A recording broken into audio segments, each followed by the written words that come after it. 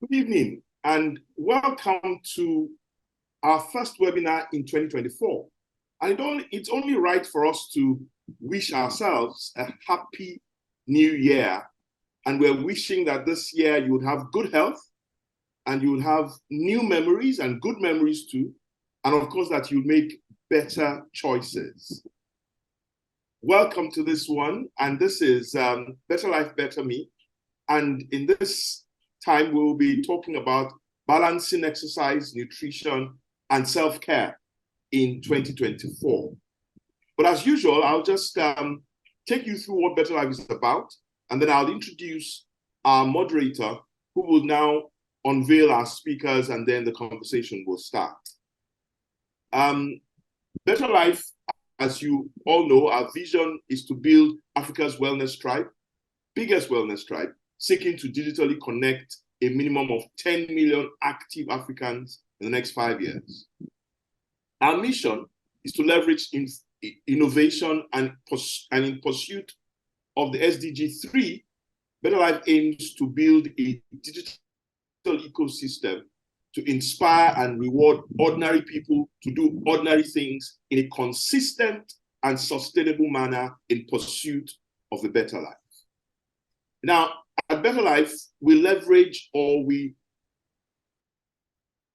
come in 8 dimensions, as we all know. We talk about wellness in its totality as financial, as environmental, as spiritual, as intellectual, as emotional, as physical, and as social, and of course, as occupational. Now, for those of you who have come quite some way with us, this is our 4th webinar series. And in this particular one, our focus is physical wellness. Now, there's a particular statistic that we want to always share with you.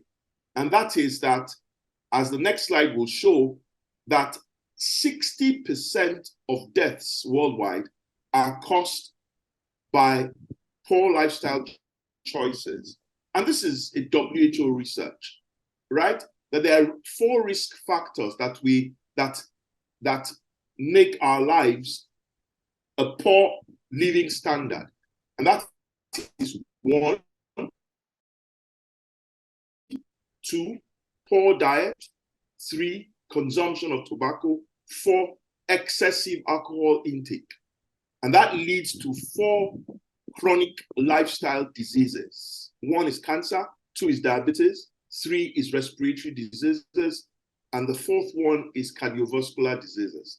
Now, the point is for us to be aware of this and then to inject in our daily lifestyle a way that we can avoid these. And that's what BettahLife is helping you to do. Now, in this year, 2024, we're going to be doing a lot more. We're going to be doing a lot more that will meet you at work, that will meet you at home, and that will meet you at play. And one of the biggest things we're going to be doing is engaging partners that will make us come closer to you in these 3 spheres of your life. Now, this would also be the year when we really activate our BettahLife rewards. And every Friday, we would have a reward day. So you want to stick close to us, you want to stick to the community, you want to follow us in our social spaces to ensure that you don't miss out of this, because engagement for us is going to be very high this year. This year also, our webinars will become a quarterly engagement. So for instance, the next webinar will be in April. And of course, this year, we're also going to have outdoor activities. So you want to listen to the dates and the times when we want to be outdoor and you want to participate in our outdoor activities. Without much ado, I want to invite our moderator, the Queen of Talk, and that says it all. The Queen of Talk, Miss Joyce Daniels. Joyce, thank you. Thank you so much. My namesake Ayo. On some other days, I bet Ayo, very secretly. Thank you so much to the entire BettahLife team for having me here. Please confirm that you all can hear me loud and clear and say something in the chat box If you were attending from anywhere in the world, put something in the chat box. Let's know where you're joining us from. We would like to see something from you to let us know you are here. I'm waiting to see at least one comment in the chat before I proceed. Okay, I'm seeing something in the Q&A box. Please put it in the chat, not in the Q&A box, so that the chat box is disabled. Oh, blimey, 1,000 apologies. So yes, put it in the Q&A box then so we can see. Tayo, hi, thank you for joining us. Olivia, Benga, we're glad to have you here. Terry, blessings to you. Bolale, Lucy, Gaius, what a delight to have us all here, and more are coming in. So I confirm that you are here with us and you can hear us. I see that we're almost 70 of us on this call. Gaius is clicking in from Gombe. Fantastic. So allow me to do the honors of introducing our discussants tonight. Two people I really admire, I look up to in the space of health, wellness, and more. As is our tradition, we say ladies first. So allow me welcome on stage this icon, this stage goddess, television, film, and award winner. Anytime I need a little motivation, I go to her page. You already know who I'm referring to. She is a champion of UNICEF and also an ambassador for Project Alert on violence against women and children. Everyone in the chat, please say welcome to Kate Henshaw.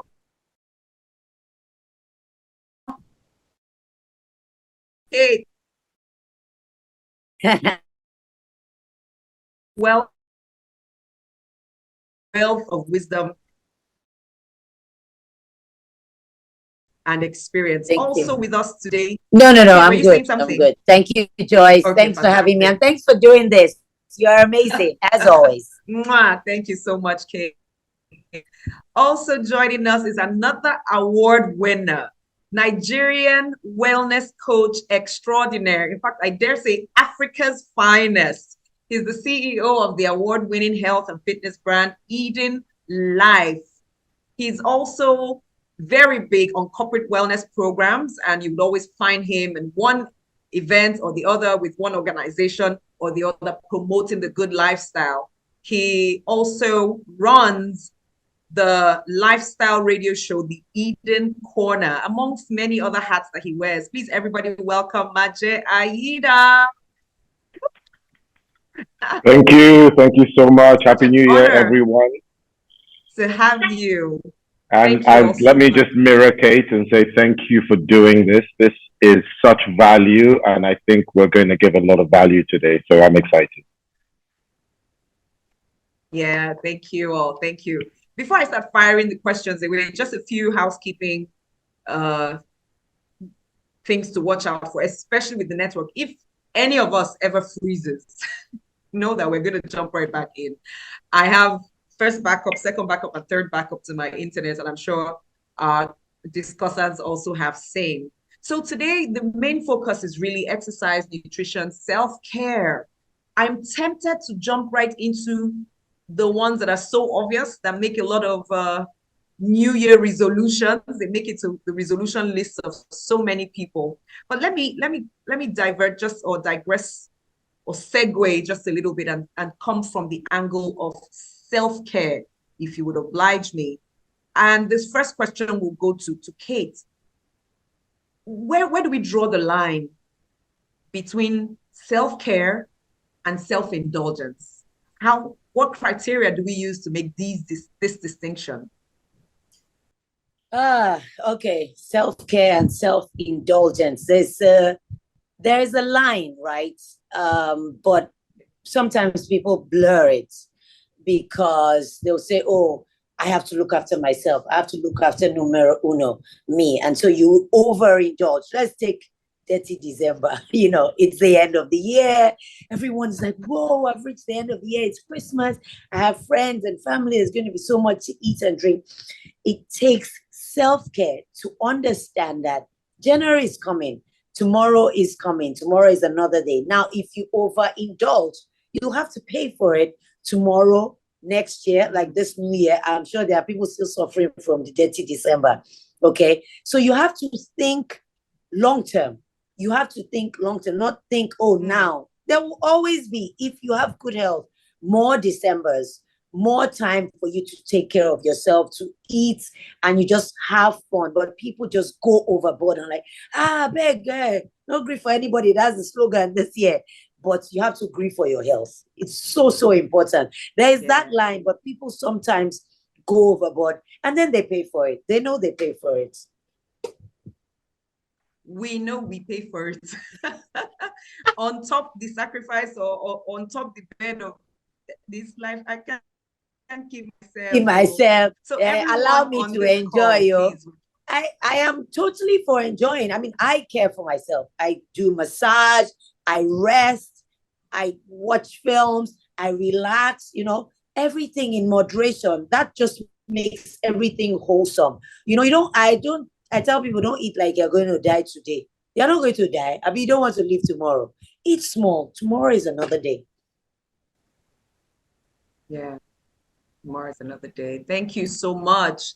The line there is be moderate. So Maje, I would ask you about, for some people who wait till the end of the year, for example, they waited till December to unleash the self-care, which might have gone overboard into self-indulgence. How, during the year, do they begin to address signs of burnout, emotional fatigue? Why do we wait till the very end before we self-care? What strategies would you employ? What strategies would you prefer to help people prevent burnout and emotional fatigue? Well, this is a good question, actually. So many of us, I personally don't believe in New Year resolution. I think it's overrated. I think that you are setting yourself up for failure. And that's what happens to a lot of people. When I lost my mom, her last words to me were, don't procrastinate. Stop procrastinating. And this basically means that a lot of us put off bettering our lives, maintaining our lives, creating a healthy balance in our lives. We always put it up to a future date, to a destination. I'll join the gym on Monday. I'll start my workout next week when I have this in place, when I have certain things in place. The same way we like to delay happiness.